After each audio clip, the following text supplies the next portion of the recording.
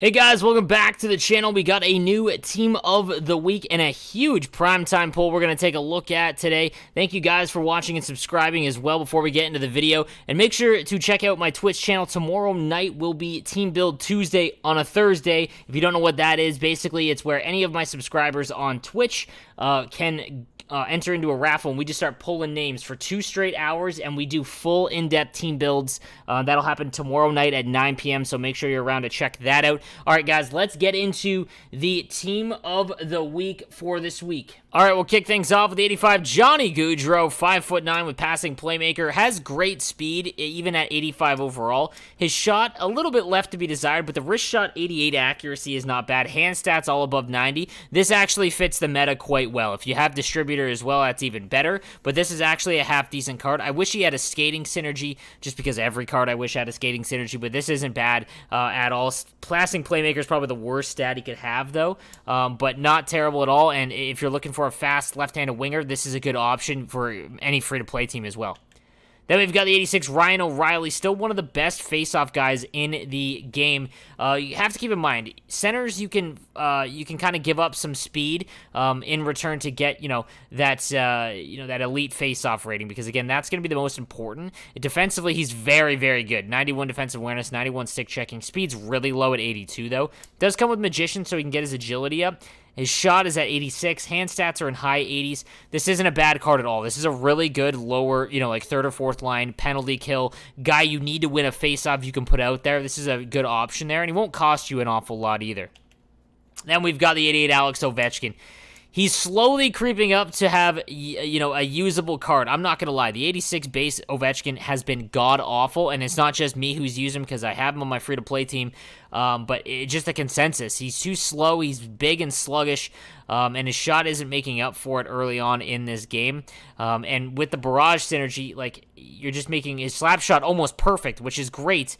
But on a winger, you kind of want wrist shot more, prioritize more, and the fact that barrage just isn't a synergy that a lot of people activate. It's probably like a third most important team, fourth most in terms of team building, and his speed just isn't high enough yet. If he can get up to like 86 or 87 speed, then have distributor as well, then we're talking about a really usable Alex Ovechkin, because at some point he's going to be extremely valuable.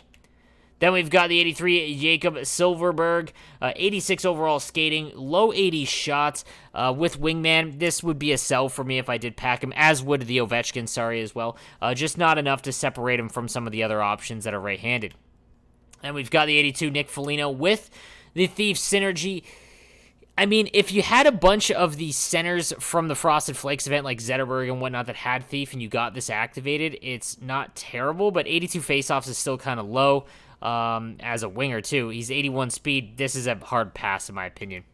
Then we've got the 84 William Karlsson with Howitzer, which makes him very usable. 87 speed, 89 agility, and then 88 shot power for both. 87 hand stats across the board. This is a very, very usable card, just not on center, at left wing.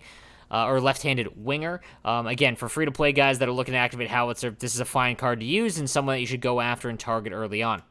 Then we've got the 83 Tom Wilson with a shutdown synergy.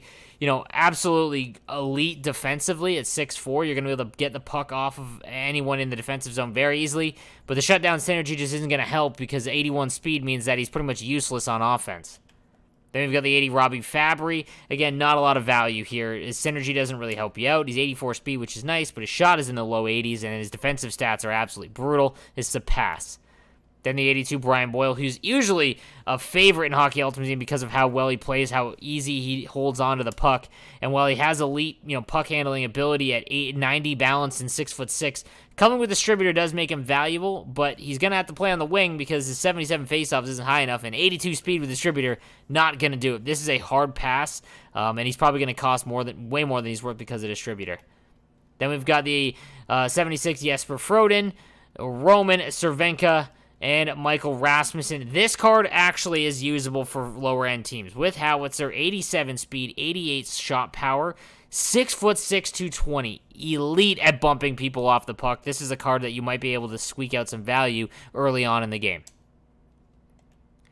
Then moving on to defense, we've got the 86 overall PK Subban with Light the Lamp. It sucks that Light the Lamp is on this card because it just doesn't help with the speed at all of the skating. 85 speed is okay, not nothing crazy. His body checking's nice, though, at 88, but he's only 6 foot. 88 stick checking, 89 defensive awareness isn't bad either, and his slap shot power at 91's okay. I think this is a decent mid-tier right-handed defenseman. Like, you could get Cale Makar, or you could jump up and get, like, the 85 duo Petrie, or you're looking at, like, Lit Karlsson. That, in the middle range, would be PK Subban.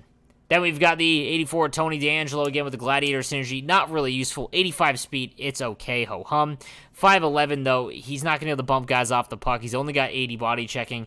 At 85 speed, he would have to have much higher speed and a better shot. Although 84 accuracy, 87 power isn't bad. Just not enough for me here. Then we've got the 83 Oscar KLEFBOM with workhorse, 82 speed at, just not going to do it. You're going to get blown by, and his shot, not enough. You want to have a higher power here. Just not going to do it.